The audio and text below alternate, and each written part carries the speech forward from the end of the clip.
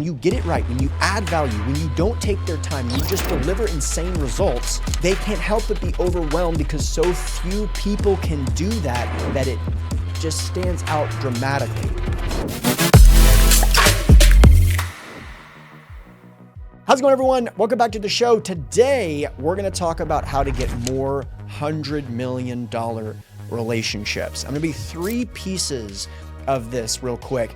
And part of this is going to be kind of a visual thing. So if you're listening just on audio, I'm sorry. And for those that are listening or watching in Capital Razor's Edge, I'm going to kind of draw with my hands what I'm talking about. So the first piece is to understand that when you enter the workforce, you have a lot of time and very little skills. And this isn't meaning just the workforce in general. This is anytime you enter into a new industry, you usually have time, but no knowledge and skills.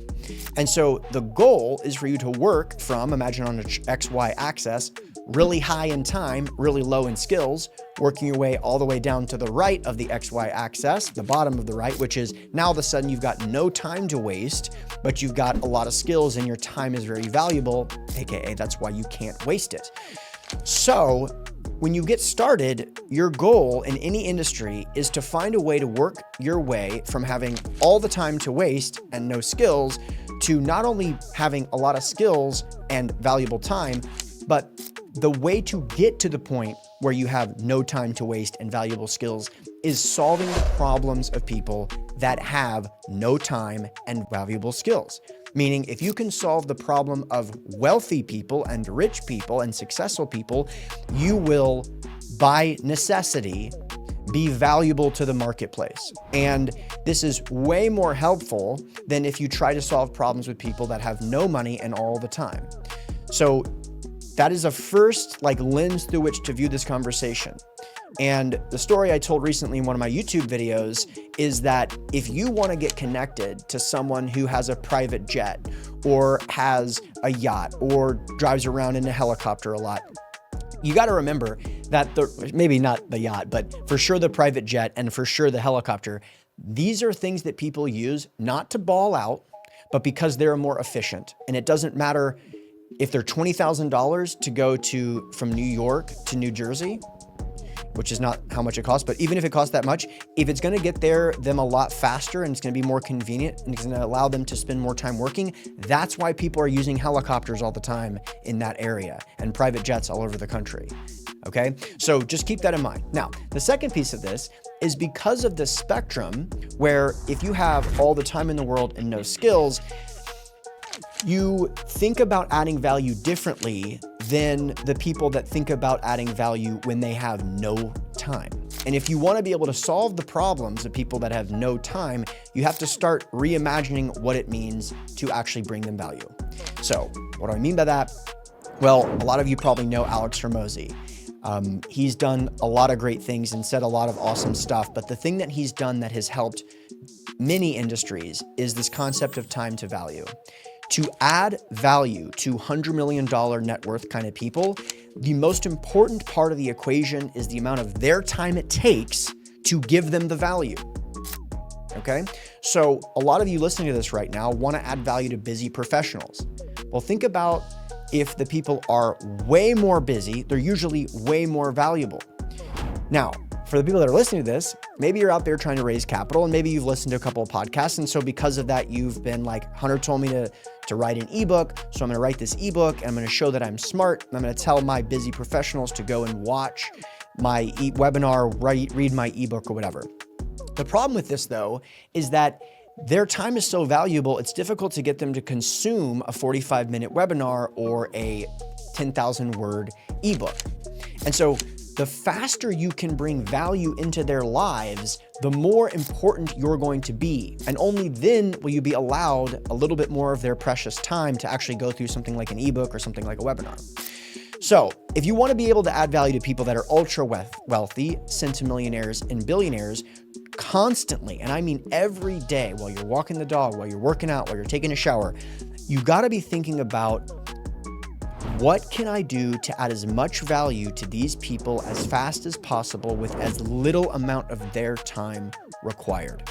So rather than a super text forward 5,000 to 10,000 word ebook, can I create another type of lead magnet that would boost my credibility without requiring much of their time at all? So much so that the moment they opened the ebook or opened the email or clicked on a link, they would instantly add value. I'll give you a couple of examples. Now, this is something I cannot give you because it's a very difficult nut to crack in your industry and your niche. It's the kind of thing that you've got to be constantly working on this muscle, because whoever can solve this problem better will win. But something we had a lot of success with is going from doing, like, let's say a 45-minute read ebook to something like a financial calculator, where in our niche, if we want to help people raise money, for example, hey, plug in your information in this calculator and it'll spit out a result that you're looking for. Another example is a due diligence checklist. Another example is an underwriting model, something that they don't even have to use the model. Just the fact that they can download it and see it immediately boost your credibility, potentially adds value to them. When I talk about due diligence, the quintessential example of this is this: if there's a passive investor that's looking for a due diligence checklist, if you send them a 10,000 word ebook about due diligence, it's going to require a lot of their time to consume it and a lot of their time to get value from it. If you give them a checklist, the moment they open it, they will likely see a couple of questions they're not currently asking, and it can add value to them much more quickly. Now, I talked about people driving around in helicopters, and so I've got to give a shout out. Hopefully I've not told the story before, but in short, I recently talked to Pace Morby. He's a friend of mine. Many of you probably know. He had done an event recently with Tony Robbins, and I asked him about how he did this event with Tony Robbins, who literally uses a helicopter as a daily driver. And he basically told me that he had found a problem in one of their businesses with Dean Graziosi and Tony Robbins, and he worked with the company for 6 months to solve the problem without even telling Tony that he was involved, or Dean that he was even working on it.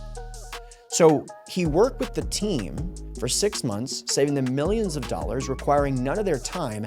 And this created a relationship that gave them so much momentum that they eventually have done now multiple events together.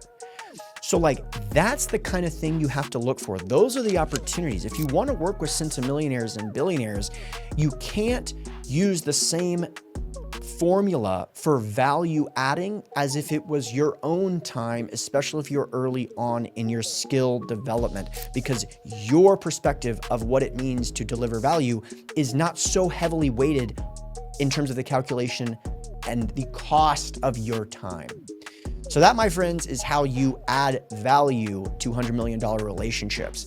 Now, one last little tidbit, because I said I was going to give 3, is that there are so few people that understand the calculation and the formula that I just outlined, that if you do this right, it can become quadratic in your business, meaning that it is worth the time to think about what I'm outlining and your intuition and what you infer from what I'm outlining to solve this problem in your business. Because if you do it right, what do I mean by quadratic? For each person you do something like this for, that person will create 10 people who know the story and have goodwill towards you.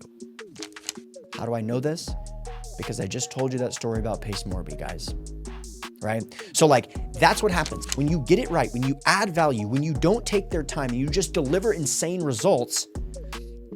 They can't help but be overwhelmed because so few people can do that it just stands out dramatically.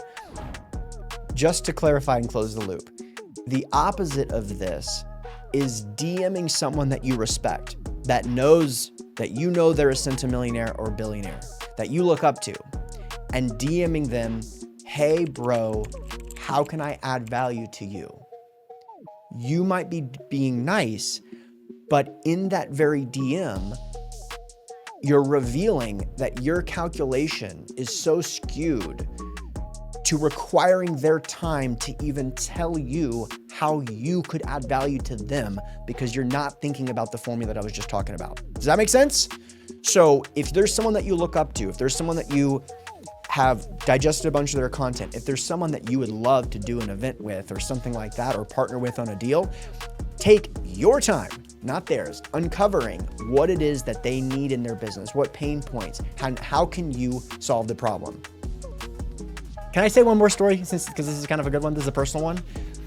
Funny enough, I always ask this question to people that work with Tony, because anyone that hears stories about Tony or knows about Tony knows that his time it's unlike anything I've ever heard of. And I've run in some extremely high net worth circles, and you can see what the output with Tony. And if you've been around him, you know, it's really unlike anything else.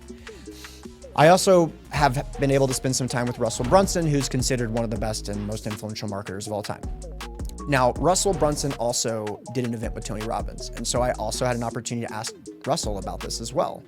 And he told me a very similar version of the story, but with a different mechanism of delivery, which is that Russell and Tony did an event together. The reason they did the event together is because Tony tried to buy mastermind.com and the guy wanted $2 million for it.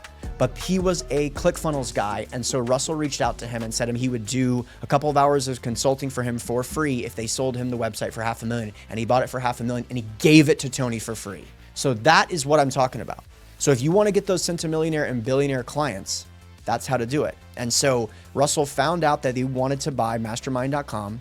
He bought it for them and said, hey, I heard you guys want to do this.